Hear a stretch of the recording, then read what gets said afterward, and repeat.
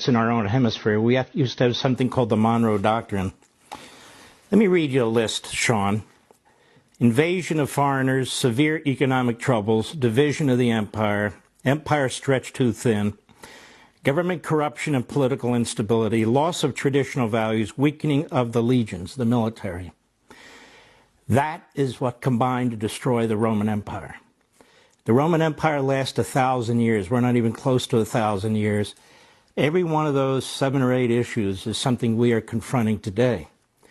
And Rome fell in 476 CE of its own weight. We have something going on in this country that we've never had before. We have a Marxist revolution that is destroying us from within while the enemy gathers abroad. And there is an axis of powers against us right now. It's China, Russia, Iran, and North Korea. This is no joke. China hasn't built the biggest navy on the face of the earth, military islands in the South China Sea, over 27 bases of different kinds in our hemisphere, a deep water naval base in Somalia where my great uncle fought on Guadalcanal. You have China with a base on the western coast of Africa facing us, killer satellites, nuclear missiles. You think they're building all that to defeat Taiwan? They're building all that to defeat us. They're not going to be satisfied with Taiwan. They're in battles now with the Philippines and Japan, even Vietnam. Australia's being threatened. Unless you're Helen Keller, you can't see this and hear what's going on here. This is a big damn deal. And let me tell you something that viewers of this audience and others may not want to hear.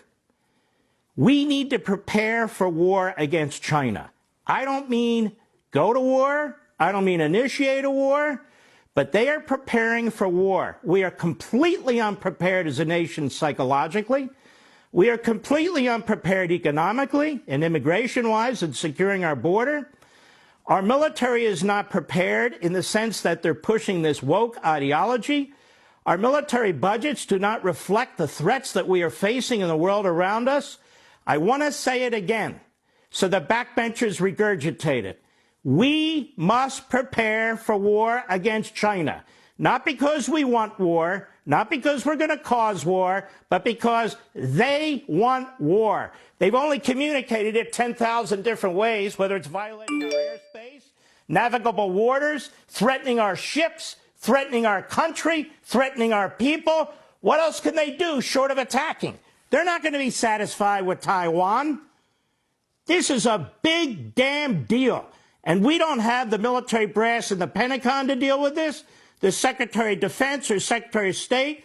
We've never been so weak. That's what Xi sees. He sees what I see. He sees what the rest of the damn world sees. This is no joke. When you have the French, this guy, what is he, Vichy France?